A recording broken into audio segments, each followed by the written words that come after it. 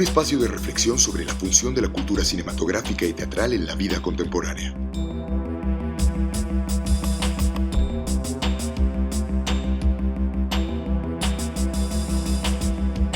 Voces Cátedra Ingmar Bergman. Cinema is so unjust, you know. It has always been so full of injustice. There's so many good things that we never know about and never are shown, and etc. That on top of that now, it's really like a selection. There's a natural selection. The festivals are a part of this. I think we have to talk about this and discuss that. I mean, it's a scam. It's a real scam, like Brussels, Cannes, film agents, etc. We could talk about that because it's a real mafia. I don't have a sales agent. And in my position, not having a sales agent, it's impossible. It's really impossible. There are places where I will not be shown, etc. But that's another story. Pedro Costa ingresa en los años 70 a la Escuela Superior de Teatro y Cinema de Lisboa, donde es alumno de cineastas como Antonio Reis, Paulo, Rocha y Alberto Seixas Santos. Destaca en su generación como uno de los innovadores de la docu-ficción, al lograr captar la realidad al mismo tiempo que introduce elementos ficticios en sus 6 largometrajes con los que renueva los principios del cine directo y del Novo Cinema Portugués. As always saying that all the films I've been doing, I was searching for something outside of myself, another way of having more time to shoot, and that for me is crucial, just time. But in general, and I lived that as assistant and then in my films, or in my second film, it's really a nightmare. It's a blind train going in a certain direction. We don't really know which one. And so, as I told you, I couldn't think. I didn't have time to think. Probably at that time, or I still am closer to some sort of documentary, to say it more simply, way of doing, needing time to be there with the people, know something a bit more than just, doing the location, doing the casting, and that's not really what I like. And I like time. I like time in the film and outside the film. So I think what they don't like in film is time in cinema. People who do films, they don't like time, the crews. They are too impatient, they are too violent with this patience that we have to have sometimes. Film crews they hate time. They treat it so bad. They put it in little things in the walls, and I have this nightmare with, because I did it. I did it at night for white nights doing you film students, you know what it is in the wall. Monday, Tuesday, and trying to fit the scenes for the actor that has his day off. It's no way of doing. It's no for me. I knew I was already unconsciously trying to look for something else. And not only what I wanted to do, not only what I wanted to say. Or making a film, for me, is a very strange moment. It has no parallel in other arts.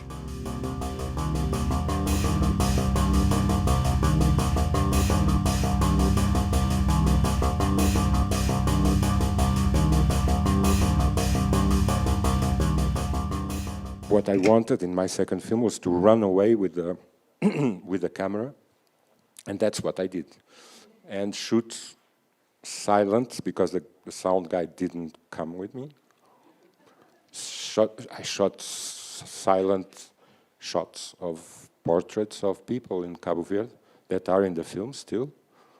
So I unconsciously, I knew I wanted to have this time, this documentary time, or this has nothing to do with contemplation, or being, it's not as religious, or it's just, I have to know the place and I have to know if I can shoot or do something in those, for instance, in Cabo Verde, the islands, I know now, I learned that I don't know how to shoot a landscape. And I discovered that I was made for interior spaces, small spaces, dark, and miserable in the sense of dark and interior and not landscapes, not nature. I don't know, I get scared in front of rivers, mountains, oceans, with a camera, of course. Without a camera, it's okay, but with a camera, I think I can tell you why, but it's just because the world has changed. Because I think the mountains today are not the mountains in John Ford's films, or they are not the same. They are not. They cannot be. We cannot go on doing that. Now, when I have a shot where there is no one, human being, I get really paranoid. I don't know why, but it must be the same thing as the landscape. Or I don't think I have the right to shoot some things like without human beings. It's stupid, but I think sometimes you need stupid things to go on. Truffaut said some beautiful things about that.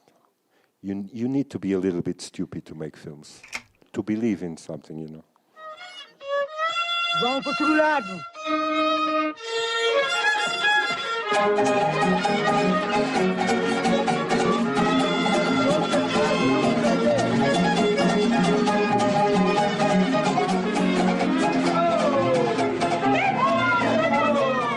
I was helped by the digital revolution. That was the moment when the Lars von Trier was starting. He was the first, one of the. Of course, Godard had done that, but with bigger video things. But the small cameras. When I was doing Vanda's Room, I was with the camera, my camera like this, for 3 months, shooting in the streets. And one day, Vanda told me, "Well, so when do we start?" And I told her, "But I've been shooting for 3 months." And she said, "With that?" Of course, they had a lot of cameras like that in the neighborhood. Stolen, bought, lots of them. So it's good saying, you know, this is possible, this is... and going against the big budget thing, I'm always in that spirit. And because most of all, I wanted to do a film not alone, but away from... I was in a kind of a hangover, and I wanted really to go away from the film. You know. So I bought this small camera, and I had everything I needed. I did everything for almost a year alone. And I was shooting this or searching, investigating this place, this neighborhood that was called Fontainhas. This African, Cape Verdean neighborhood in Lisbon. And I was investigating or walking around every day like if it was a studio. And that's when I had this idea that, not an idea, this feeling that I could turn that into my studio. My first impulse to work with these people, it was not kind of I didn't even see the misery or the, you know, I didn't saw that. What I saw was colors and the form, the life of forms. And I thought I have to learn about this place through form, not through, you know, content, let's say, just to simplify. So it was a plastic thing. It was I liked the colors. I liked the smells even. I like the chaotic thing, like here. I like those spaces. I like those. I like that economy. I like the sound, the noise, the confusion of that. It's very peaceful for me. So that I began doing those films, the films I did there. I learned a lot about what I wanted to do and what I needed to do and how to do it. Publics side of those places are very, very, that's what fascinates me the most. And I think it has a lot to do with film.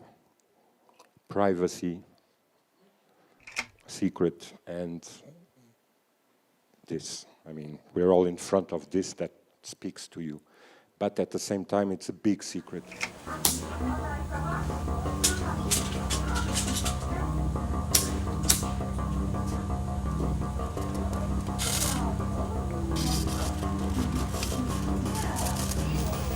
Quanto tempo o menino cagar e nunca mais espaço? Então, vais com isto aonde? Levas isto aonde? Vais a...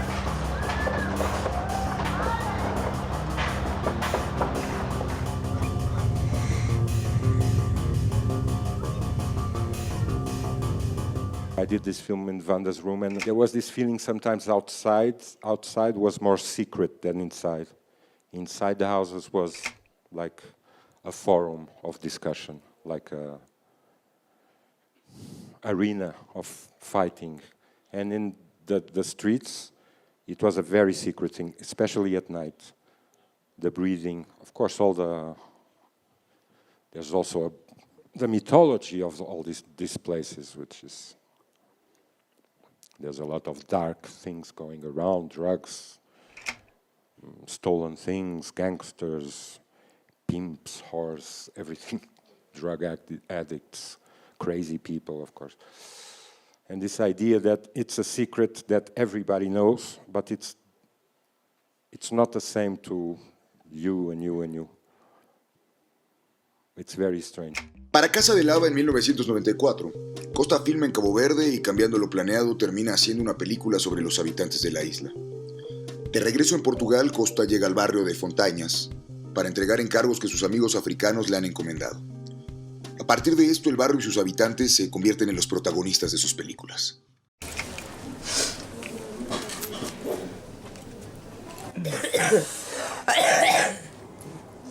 In Vanda's room, one of the girls that I wanted to shoot was a junkie, and she died. And that day, I proposed to Vanda to do something, a scene about her, because she was a junkie, Vanda was a junkie, I was in a world of drugs and suffering, etc. And we said, let's do this for her. And there was this boy, they did the scene, and they cried, and it was a valley of tears, and it was okay, but it was, and we did some takes. And I thought, well, we have a scene. And then I went shooting something else, but there was something in my head said it was not, I don't know. But 3 months later, I saw this boy again in the street, and I said, can you come to Vanda's room and do that scene again about Jenny, was the girl's name. He said, again, it's done. Why? She's dead for 3 months. Why? Now? He said, let's do exactly the same thing. And he went into the room with Vanda, but I think when the camera rolled, I think both of them and me, we understood the origin of this. Making a film or theater, you can redo it, you can repeat, you can rememorize things, because when they started doing the scene, they said exactly word by word the same. It was like if they had a scenario, a script in their heads from the first time, and nothing was written. Huh? They said exactly the same things, with the difference they didn't cry one tear. It is, if you see the film. And something was replacing the tears, and that was comedy. They laughed a lot about, if you see a scene, Vanda is trying to give them pills to the boy, saying, watch out, she's dead, and if you take too much pills like this, you will die too, and me too, when we are in a bad state. And they laugh, and they, well, not laugh, but there's something that couldn't be in the first one. Couldn't, because we were doing a sentimental stupid thing that was not, it was not right. And but it taught me that, you know, the text is here really. If you don't have to write it, it's here. It's like a codex, like a code.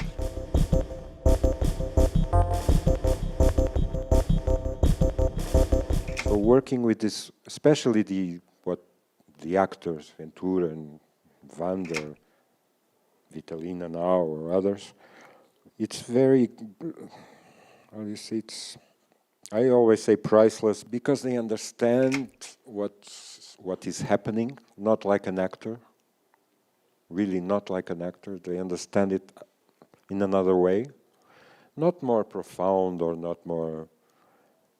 Of course, it's their life, it's their thing. They are exposing not only their bodies, their faces, and they have no vanity. They have no. It's not that, you know. It's not that drives them. That's my job. To make them great.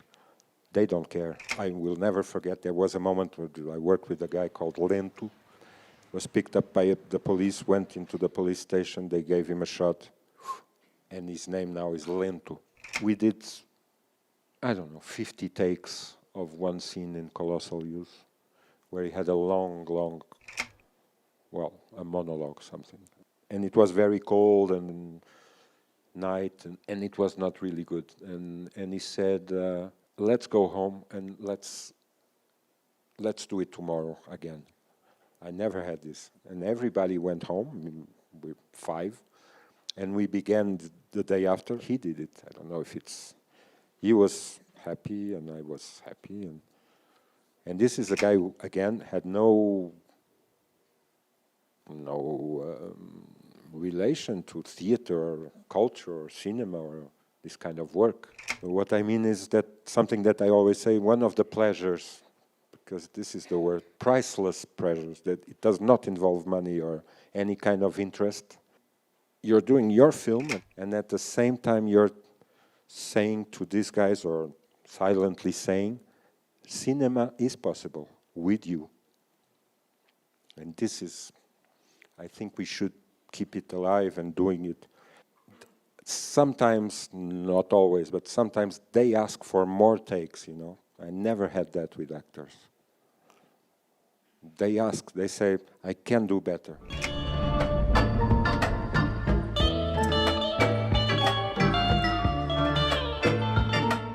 So now in this Cavalo Dinheiro, there is a, how can I say, it's a no man's land, or it's every place it's very strange. But I always saw this film as a kind of, you know, like a lot of films today with superheroes where they cross the walls, you know. They could, like Vitalina, she could cross walls. I had this idea that I could, because she disappears from the film. At the same time, I think it's like it's Ventura trying to forget this woman. So we had this idea of doing this movement of the camera. I don't do very much movements because it's full of everything I hate. I mean, meaning and themselves. And I don't have ideas for movements, but in this, it seemed right because I think this woman is a creation of. For me, she's a creation of Ventura. He makes her appear, conjuring, that's the word, conjuring something, and then makes her go away because he cannot stand her anymore. She's too frightening, as women are for. In this case, because they all left, you have to know that this, in Cabo Verde here, Mexicans going abroad, first the man goes, and the women stay. So Vitalina is also the woman who stayed behind.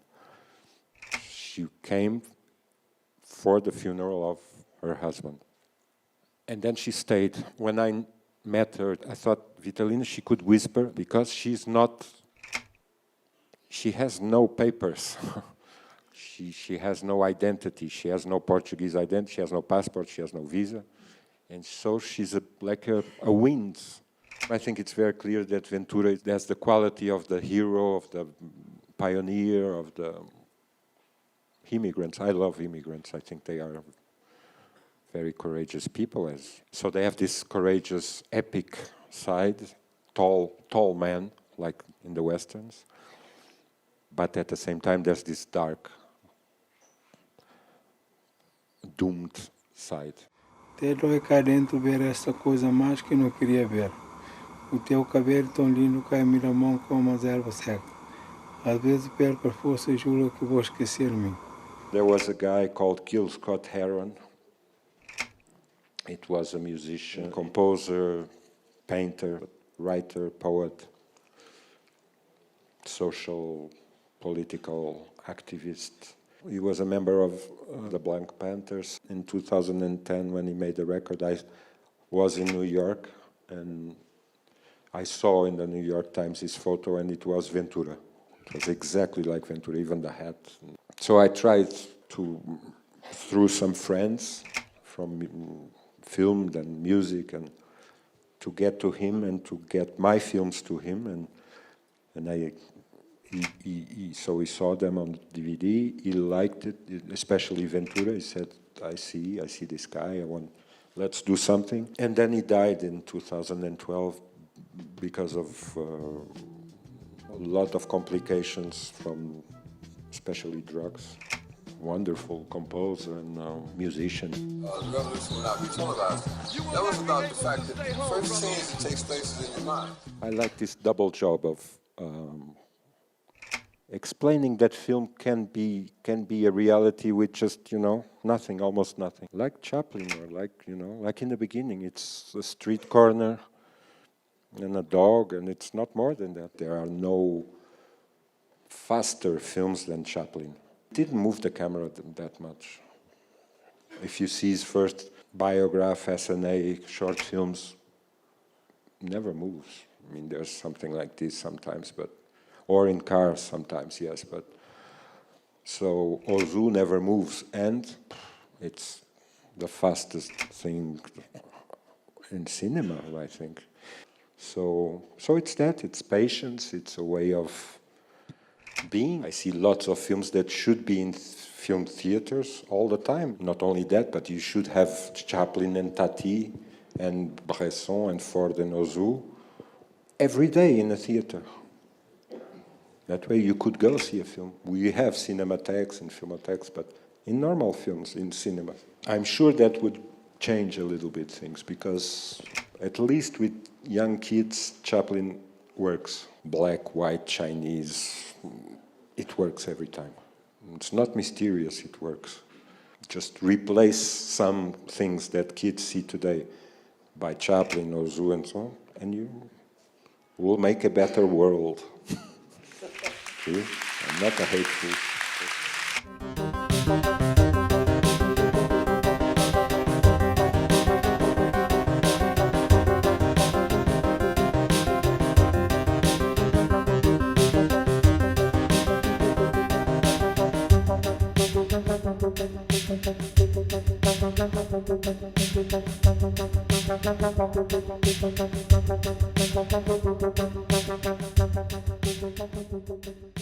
you.